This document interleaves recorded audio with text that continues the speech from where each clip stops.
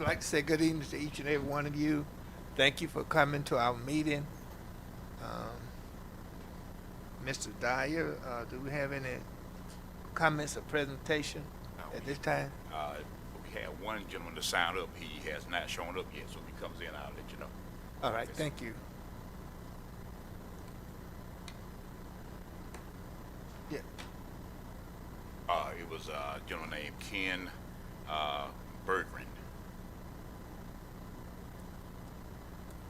He called and left a couple of messages on the phone, and when his tone. Well, anyway, he's supposed to be here tonight. Got it. while it's on my mind, Miss Struther texted me and said that she had a family emergency and she would not be able to attend our meeting on tonight. Next, we will review the agenda, give board members an opportunity to ask questions or to make comments. We already said we will have an executive session. So item number one, consideration of the approval of the minutes from the mid-month board meeting held on Thursday, August 25th, 2022. Are there any questions or comments, board members? Hearing none, we'll go to item number two, consideration of recommendation for employment of personnel. Any questions or comments? Item number three, consideration of recommendation for release of personnel. Any questions or comments? Four, consideration of recommendation to approve consent items. A, fundraising request. B, out-of-state field trip. Questions, comments? Hearing none. Committee reports. Board item discussions. We will now hear the superintendent's report. Mr. Superintendent. Chair, board members, before I get started, I want to recognize our new director of career technical and agriculture education, Dr. Heather Corbett. That's the one when we mentioned her name. That's the one Ms. Heath gave a standing ovation to when I mentioned her name. So I think she was excited about that hire, and Yes. we are too. And she's hit the ground running. Already met with the DOE and put the budget in for Perkins. Had some errors in it, and she got those corrected in her first week. So she's already hit the ground running and doing great work. So Dr. Corbett, thank you for joining the team. We're excited to have you here. And would you like to say anything? Okay. All right. Thank you. Thank you. Right. Welcome to the Dougherty County Board of Education. I'll get started with my brief superintendent's report. That brief. That's good or bad? My board chair told me to. I saw the agenda was light. He said make my report light as well. So Continuity, that's all. so we'll go ahead and get started. As always, we'll start with our COVID-19 data. Then we'll do our strategic plan update, and then we'll have an executive session. All right. As of September 7th, which is the yes. Oh, my screen is on. I'm sharing it. Okay. All right, share again, JD.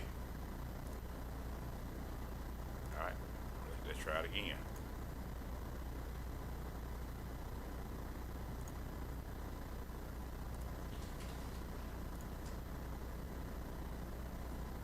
What JD says I'm sharing, JD.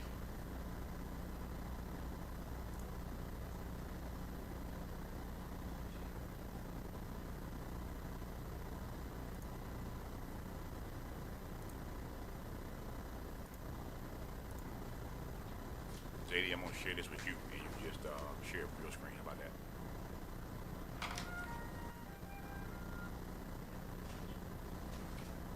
Yes, Ms. Hudley.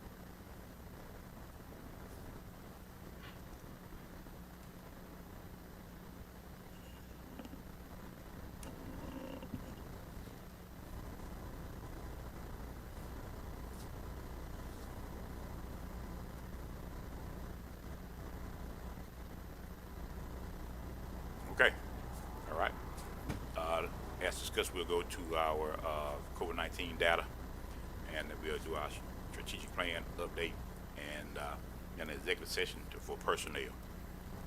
Our COVID-19 data for Dougherty County is as of the 7th of September, which is the last reporting date, most recent reporting date for the Department of Public Health. Our 14-day rolling average, and we've converted from a 7-day rolling average to a 14-day rolling average, is 12.29 cases. Our PCR positivity rate is 15.3, which is up 13.2 since the last reported date.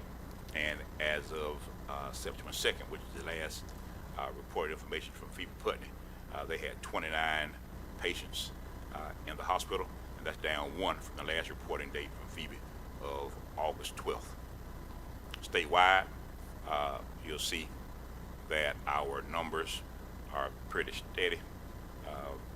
Ages 5 to 19 in terms of the vaccinations, up 0.3 of a percentage point, 0.2 of a percentage point for 10 through 14, and 0.1 of a percentage point for ages 15 to 19. Overall, there has not been enough new people to get vaccines to move that percentage up statewide. Still 57% with 1 dose, and 52% considered fully vaccinated. And our strategic plan update.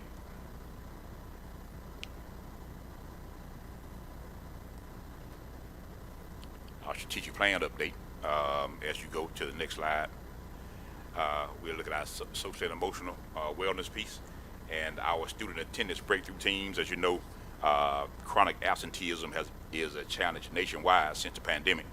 And it's certainly the case in Georgia, as I speak to my fellow superintendents. And we've seen an increase in Dougherty County as well. So at a recent board meeting, the board approved a contract to look at the Student Attendance Breakthrough Teams Initiative. And that kickoff meeting was today with our partners in that exercise, as well as all of our high schools. So we're excited about getting that work kicked off. We had the kickoff meeting today, and we'll have a follow-up meeting next week, and we'll get started looking at data, getting to the root causes of the increase in chronic absenteeism, and coming up with solutions to rapid solutions to impact that positively. Also, college counseling. College counseling, we go back, JD. We've talked about several things with our students and meeting their needs. We talk about academic rigor and relevance, and making sure that students who that we know college, 4-year college is one avenue to success, but it's not the only pathway to success. And we've spoken a lot about the relevance of our curriculum. We talk about finding pathways outside of a 4-year college to show students that they have an opportunity for a successful future. But one thing I don't want to lose sight of is that a lot of our students do go to 4-year schools when they graduate. And we still have a lot of would-be first-generation college students whose parents don't have the experience or the know-how to assist them as some parents might. Even parents who have a college degree and went through the process years ago, the process is a little different now. And so, and we had one situation last year that a student who was a very high GPA, high SAT score, very involved in extracurricular activities at school and in the community. Mother is a college graduate, and she did not get any offers for college. She wanted to go to college, had identified a college she wanted to go to. She missed the priority date for application, did not realize it, and wasn't given that guidance. And our counselors are very busy, and we have increased social and emotional needs with our students, and they put priority on that. But for a student who wants to go to college, getting into college of the college of their choice is their priority, and they shouldn't feel as though we minimize that because they're not in a crisis. We can't overlook those students who need social and emotional support. We also can't overlook students who need support getting into college. Our counselors as well as our teachers are overwhelmed with a lot of responsibilities that have increased significantly since the pandemic. So what we've done is we've spoken with a company called College Vine, and they have a network of counselors, high school counselors across the country, and they provide virtual counseling services for for college counseling specifically. So they have a list of all the colleges in the United States, the admissions criteria. They have a list of scholarships that are available by major, by college, by region, and by demographics of the students. And so what we're looking at doing is engaging with College Vine to outsource our college counseling for those students, so those students won't fall through the cracks. And that's some feedback I got from the Student Advisory Council meeting that I had last year. They say they understand the need for students who are struggling socially and emotionally, but that they still want to get quality counseling when it comes to getting into college, and advice when it comes to getting into college. So we're engaging with College Vine to provide support for our juniors and seniors. We've had our initial meeting. We're going to have a kickoff within the next 2 weeks with College Vine, and we're looking forward to great results. They have a portal that students and parents can look into. They provide 4 sessions per student per year, and we also have a portal for school personnel. Well, if by chance a student is told they need to get something from the school, a document or something, and they can't remember what it is, they can tell the counselor, the folks at College Vine told me I need to get something from you, but I can't remember what it is. They can log in into the portal and with that student's information and see exactly the notes that they were provided by the College Vine counselor. So it's always real time, updated real time. So our counselors will always know what's being provided to the students in terms of college counseling. I think this is going to be a wonderful addition to the suite of solutions we have to support our students, and making sure that our students who are on the 4-year college track, their needs are getting met as well. Now we go to our investment in human capital. We've talked about these events once before, but now we have dates associated with them. Our Aspiring Leaders Academy kickoff is scheduled for a week from tomorrow, September 20th. Our new teacher induction kickoff, which will be a monthly event with our new teachers and induction level teachers, is scheduled for October 6th. We are in our first year of our teacher internship pilot. Students who are in their last year of the teacher ed degree at Georgia Southwestern and at Albany State are serving as teacher interns under the supervision or guidance of a master teacher in that building. And then we're working on a para to teacher initiative where we have several paras who have 4-year degrees, and some who have 2-year degrees, and so and they've been here for a while, and so we feel that they've demonstrated a commitment to education, an interest in education, and we're going to do a survey to see who may be interested in getting a teacher certification or a teacher degree, and we're working with Albany State University, another university in the University System of Georgia, as well as an organization outside of the state of Georgia to do a parent-to-teacher initiative that will provide them with a pathway to a teacher ed certification or a teacher education degree so they can become teachers in the classroom. Again, always looking at ways to increase our teacher pipeline. As you know, as we've said in several meetings, the teacher pipeline is not as robust as it once was. And the traditional way of recruiting teachers, waiting until the spring to have a job fair and thinking you're going to get enough teacher candidates to fill the vacancies, that's a thing of the past. Has been a thing of the past for quite some time. And so we're looking at new and innovative ways to increase our teacher candidate pool, including the full-time teacher recruiter position that the board approved, and we're in the process of filling right now. So we're always looking at that, because if it doesn't happen in the classroom, it's not going to happen. We can put all the strategies in place, we can put all the initiatives in place that we want to, but if we don't have effective teachers in the classroom, all of our efforts are going to go for almost naught. So that's the most critical piece that we're working on right now in terms of finding quality individuals to be in our classroom to be with our students every day. We're also going to do an operational effectiveness assessment. I do that every couple of years formally, and we're going to do that in the next couple of weeks. And we're also looking at a compensation and benefits assessment. As we discussed before, we've looked at our employees who are on the lower end of a pay scale. We made some significant adjustments with their pay, and I think it's time to look at that again. And I spoke with Ms. Hatcher about that today. We anticipate having changes made in that, if necessary, beginning no later than January 1. And we also, as we discussed at the last meeting with Mr. Youngblood, looking at our professional level positions, non-certified positions, because there is a fierce competition for those individuals as well. And it's difficult to attract and retain those individuals. And so we have to look at our compensation and benefits package to ensure that we're being competitive, and that what we're offering is a competitive advantage and not a competitive disadvantage. It's a very, very tight labor market right now, very competitive, and the advantage goes to the workers because there's a shortage of them, and they can command things that they have not commanded in the past. That is a overview of our strategic plan items, just those two items, the social and emotional wellness and our investment in human capital.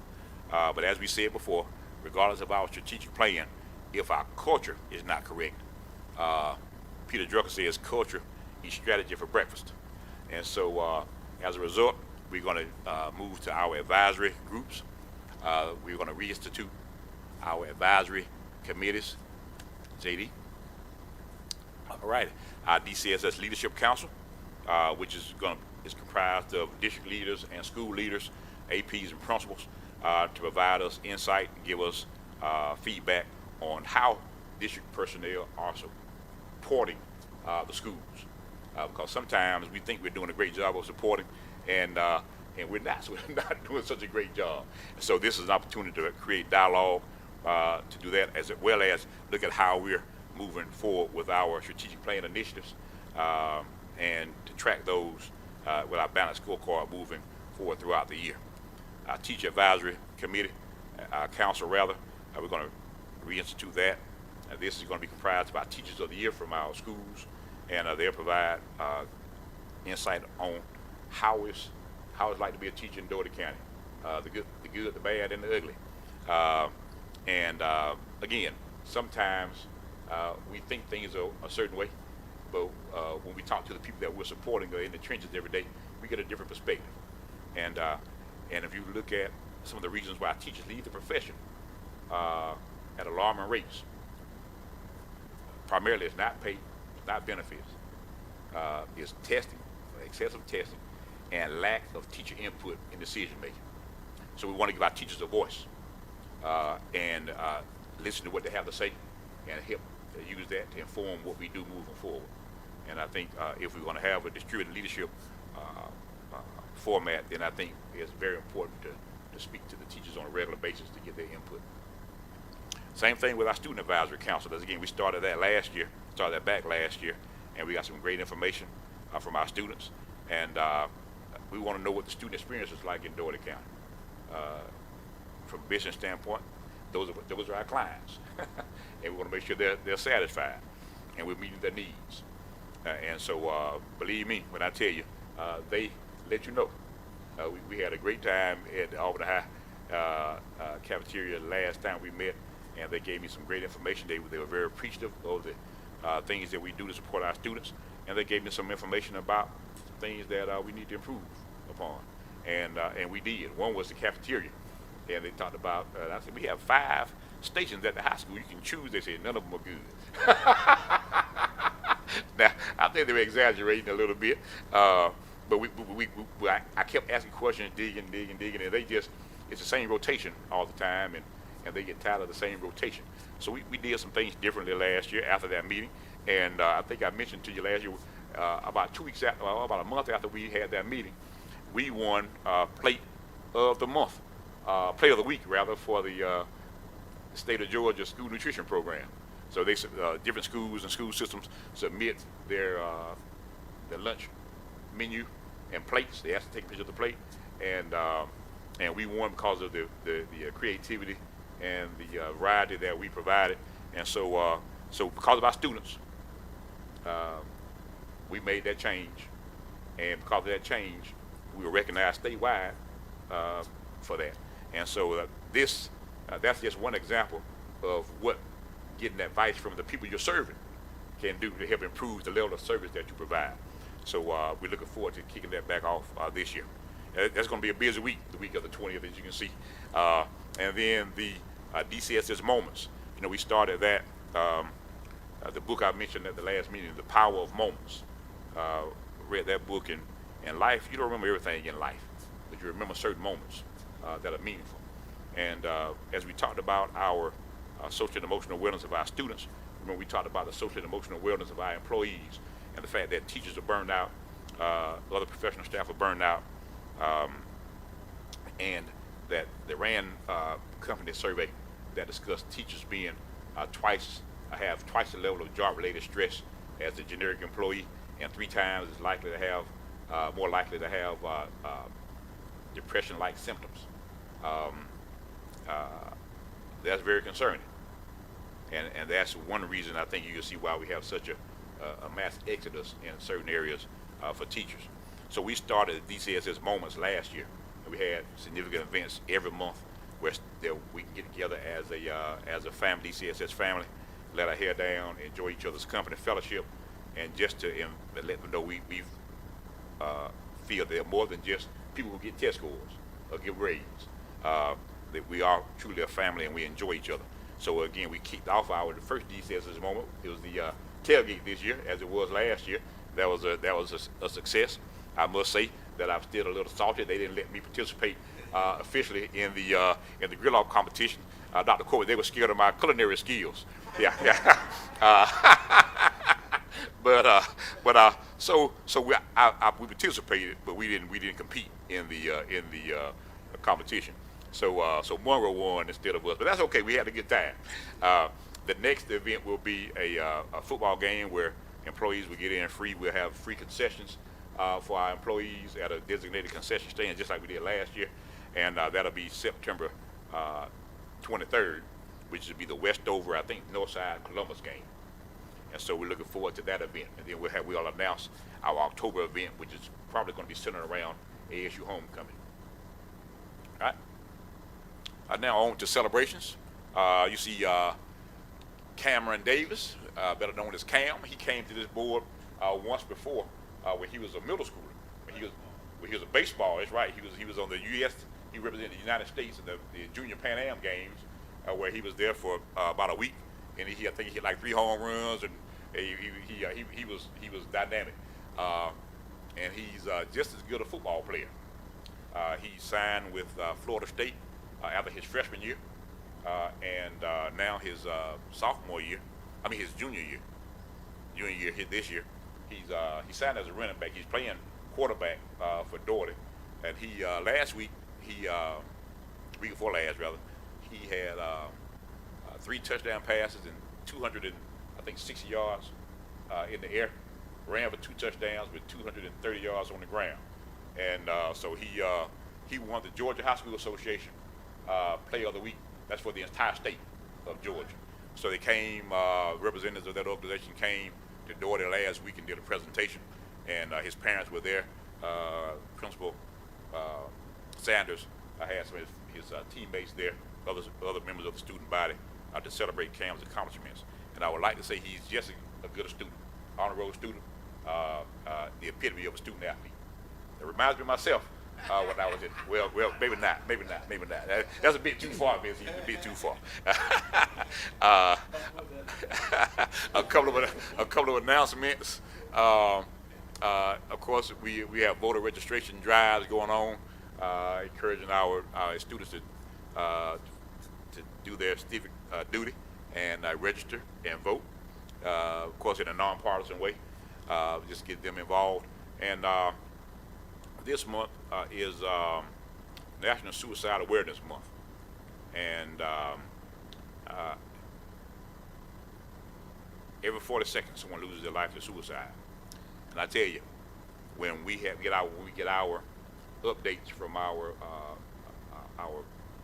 student health center partner, Albany Area Primary Health Care. We look at our 4 school-based health centers. We look at our 2 school-based dental centers.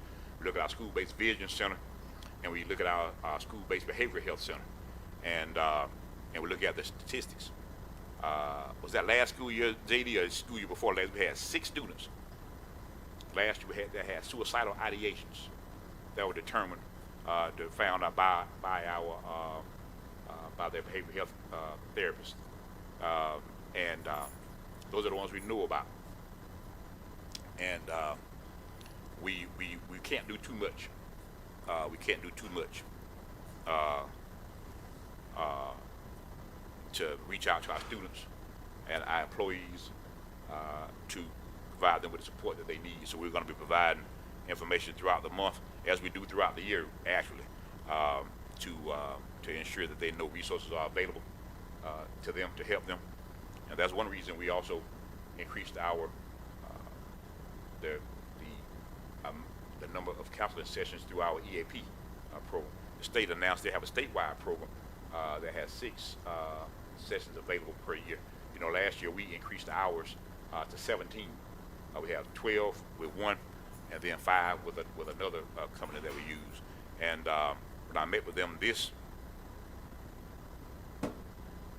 think it was last week, I met with our benefits broker, and I said, having 17 is great. When you have them from 2 companies though, and they don't use the same provider, then our employees, if they needed that many sessions, they would have to get 12 from one company. Then they have to start over with another counselor, and that's not something that I'm okay with. So I'm asking them to look at the maximum number of sessions available through one provider, so that if you're having a situation and you develop a relationship with a particular provider, you don't have to switch providers because you ran out of your 12 sessions. And I thought 1 session a month would be good. I understand that it's really like 1 every other week, or 1 every twice a month is the regular meeting cadence, particularly in the beginning when you need more intensive intervention, and it may stretch to once a month once you've gotten the crisis situation or your situation under control. So I don't want them to run out of sessions.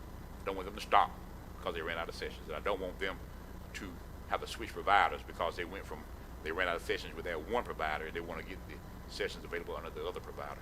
So I'm asking our broker to look at the maximum number of sessions available, and we're going to look and see what that costs, and may come back and make an investment in that as well. Again, we need to take care of our employees and our students. They make us who we are, and they need to understand that we value them. And we can say it all day, and we do, but I think when we do things like this, it helps them to understand that we really do, and that we want to take care of them as much as we possibly can. With that being said, if there are no questions, are there any questions, Mr. Chair? Yes, Mr. Chairman. Mr. Youngblood?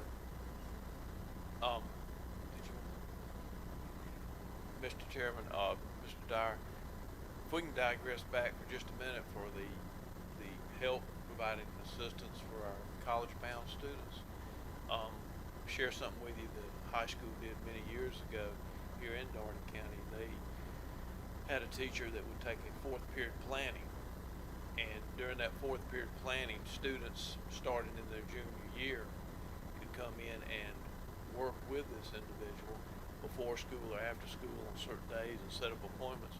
And what they did basically, they would work with the it's on.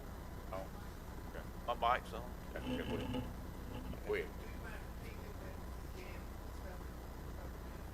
Okay, I'm sorry. Many years ago, several years ago, there was a high school in Albany to meet the needs of college-bound students, identified a teacher, and they utilized a 4th period planning period. And during that time, students could set up times to come in and work with this individual before and after school on certain days. And they worked with them in many areas.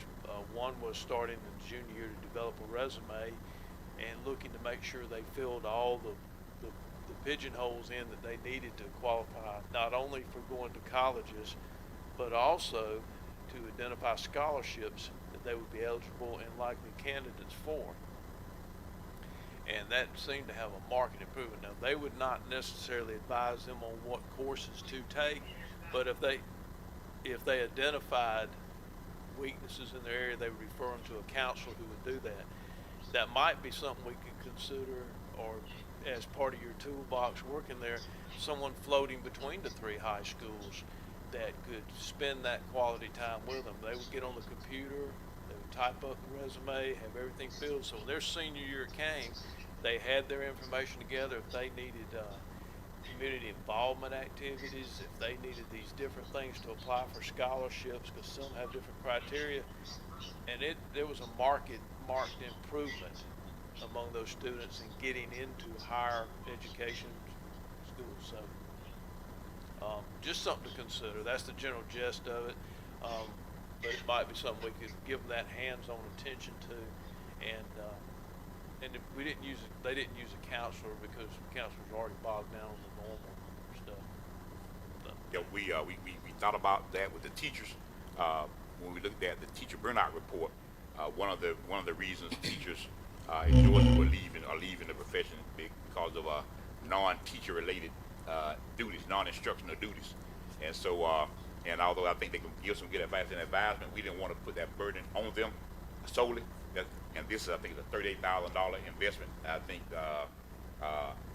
think this is the approach. We certainly will mention that to our high school principals, because some people really prefer in-person counseling versus virtual, and so we'll make our principals aware of this opportunity, as well as trying to encourage them to identify someone in the building, like the graduation coach, who may be able to assist some of our students. This was actually a volunteer that stepped forward, right? And I would recommend hiring somebody that could actually go among the different schools to work with them, because they would be working with juniors and seniors, not so much to add a burden to another teacher. Right. Just something thought. Yes, sir. Thank you. Ms. Heath? Mr. Chairman, Mr. Dyer, I just have one question. Through the College Vine, is it a service? Is there a cost to the parent? No, not to the parent. Our cost is like $38,000 based on our student population. Okay. And so we look to invest that, and then give our students the support they need at no cost to them or their families. I did have one other question as it relates to your report. Ma'am. You mentioned having dialogue with leadership, teachers, students. Will you consider maybe quarterly doing your town hall meeting that you did once before, so that the community can come in and ask questions? That is on the table as well. I failed to mention also our superintendent's charter advisory panel. Meet with the members of the local school governance teams from all of our schools once a quarter, and we also, through our family community engagement department, are looking at the quarterly town halls. I didn't mention either of those. I was focusing solely on the internal stakeholders, and we'll talk about our external stakeholders with the family community engagement strategic plan and our priority, and that'll be at a future meeting. But I'll let you know what those dates are. Okay. Yes, ma'am. They're on the table. Yes, ma'am. Thank you for that. One other question. I want to know the protocol for security as it relates to out-of-town sporting events. We have our SROs accompany our teams to the out-of-town games. Football teams, basketball teams. I know because they have larger groups. I think our cross country. I don't know if cross country has a right.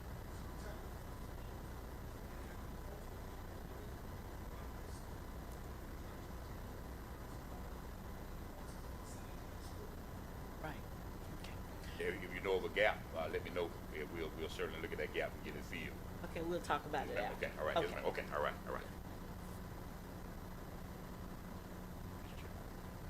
Any other question from board members? Reverend Bush have a question. Reverend Bush?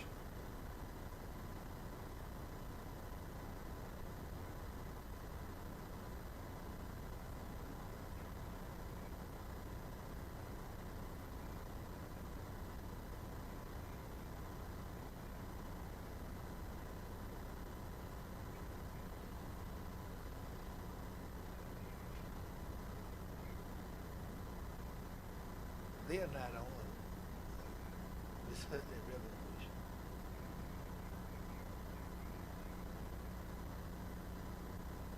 He's asking a question now.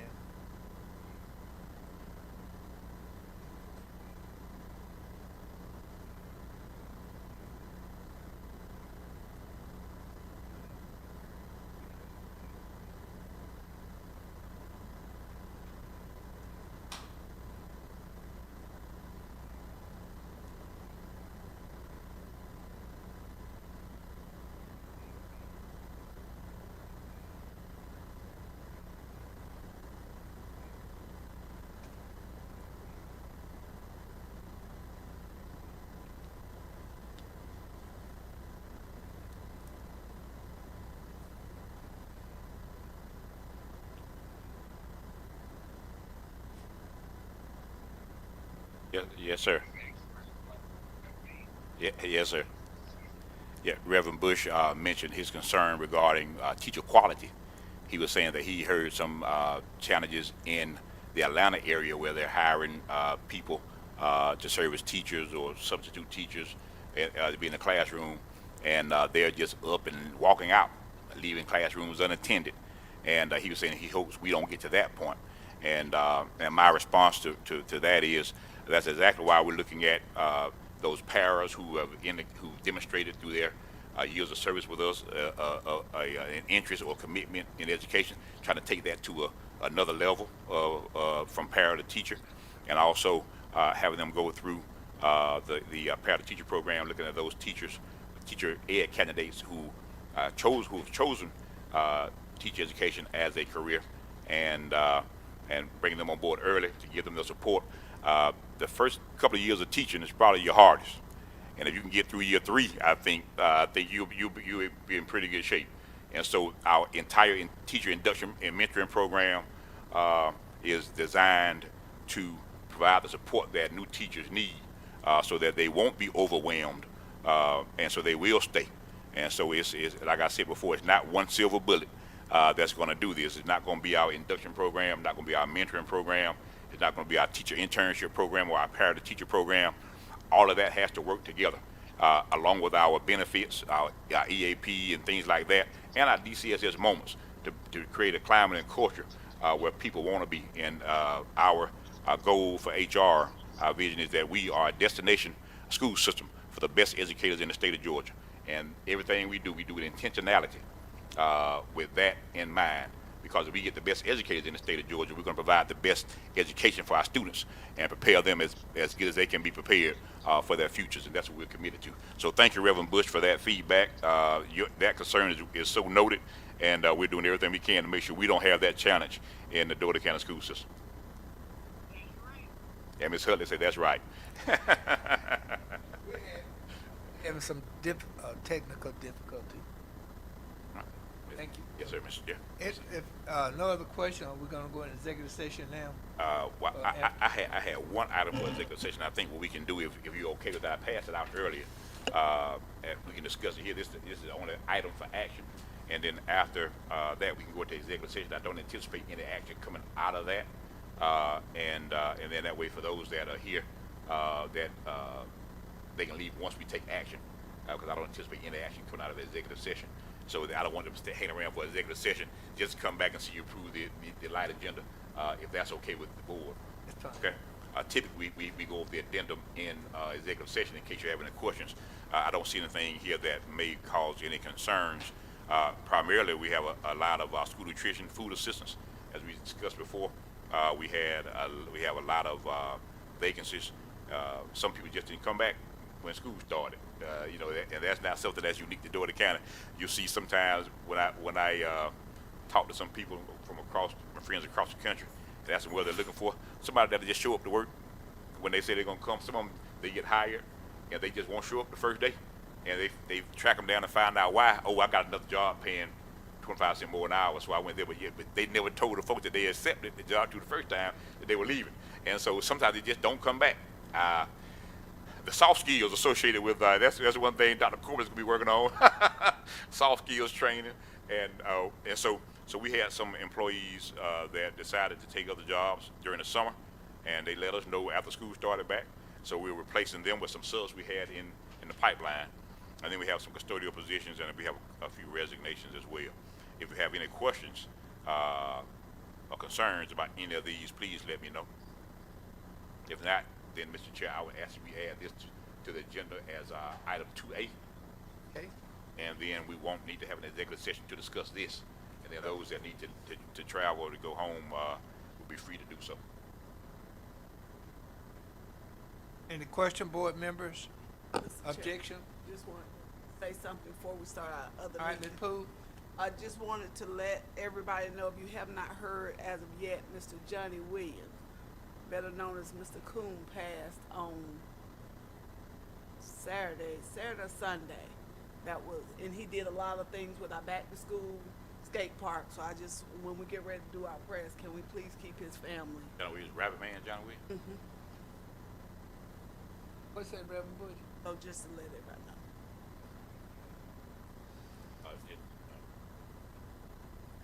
Reverend Bush, Miss Poole just made an announcement that Johnny Williams, the Rabbit Man's shoe repair, he's a great partner with us, works with our back to school skate park initiatives. He passed away this Saturday, and she was just letting us know that.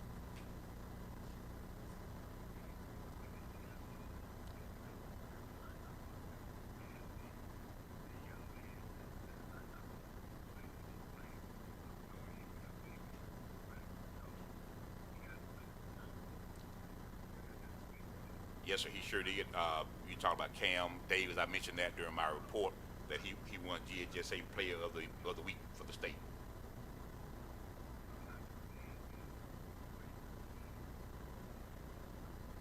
Yes, sir. Yes, sir. Reverend Bush wanted to commend Cam Davis for doing a great job. He brought his comments. He made some very good comments, very mature. Very responsible, and Reverend Bush wanted to give him commendations on the comments that he made. Okay. That's all I have, Mr. Chair.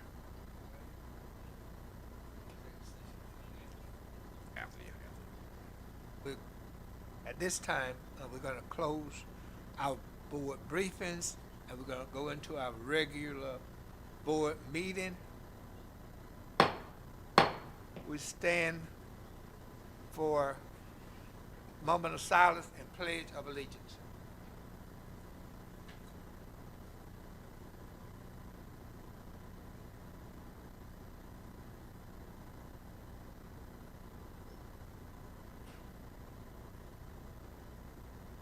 Amen. I pledge allegiance to the flag of the United United States of America, and to the republic for which it stands, one nation, under God, indivisible, liberty and justice for all.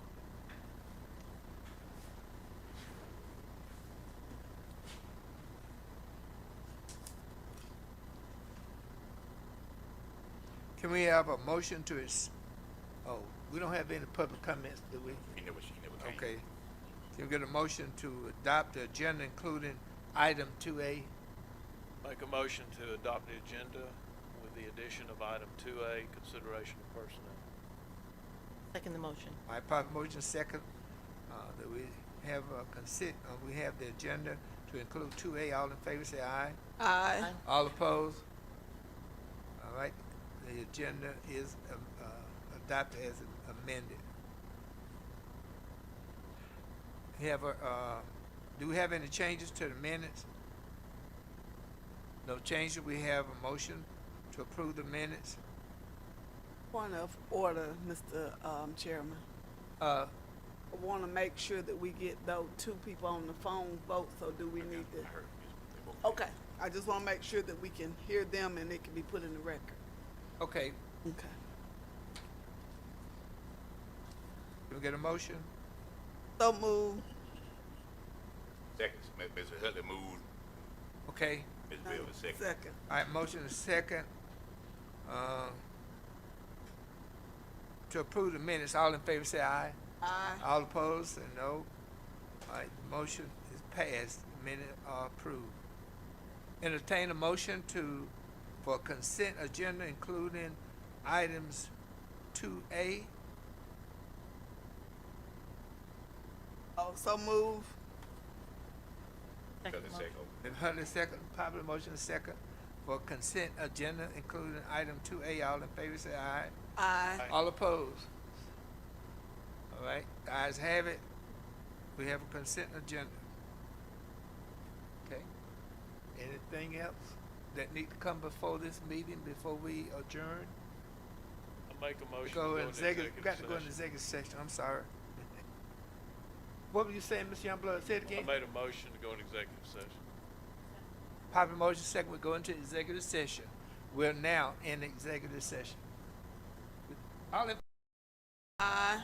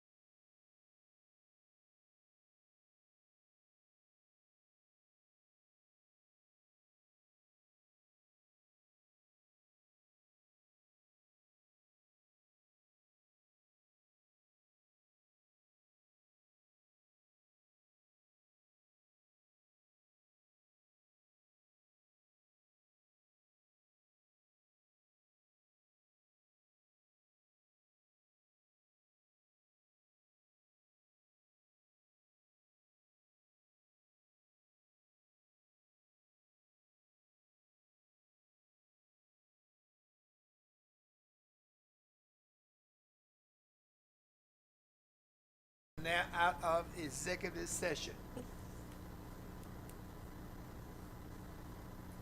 Okay. Motion to adjourn. No, we got. Everybody else got to come in. Did you check? Anybody else saying? We check to make sure we invite everybody that was waiting outside to come back in before we adjourn. That's all. Nobody's there though. All All right. you- Motion to adjourn. All right. All in. We have a motion and a second to adjourn. All in favor say aye. All opposed? The ayes have it. We are